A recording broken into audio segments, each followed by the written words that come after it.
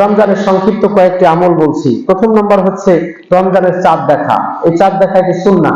আপনি চাঁদ দেখবেন, আল্লাহ রাসূল বলেছেন সুমু লিরুয়াতিহি ওয়াফতিরু লিরুয়াতিহি। চাঁদ দেখে রোজা ধরো এবং চাঁদ দেখে রোজা ছাড়ো, এ মর্মে হাদিস আসছে। এই চাঁদ আপনি দেখবেন, চাঁদ দেখা সুন্নাহ। চাঁদ দেখা সুন্নাহ এবং পাশাপাশি চাঁদ দেখে, এই নতুন চাঁদ দেখে আপনি দোয়া পড়বেন।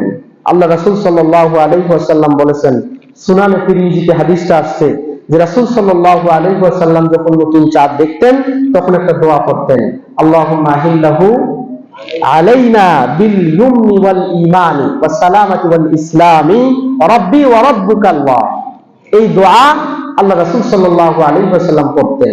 অন্য জায়গায় একটু ব্যতিক্রম, শব্দের কিছু ব্যতিক্রম আসছে, আল্লাহুম্মা আহিল্লাহু আলাইনা বিল ইয়ামনি ওয়াল ঈমানি ওয়াস সালামাতি ওয়াল ইসলামি ওয়াত তাওফীক লিমা তুহিব্বু ওয়া তারদা।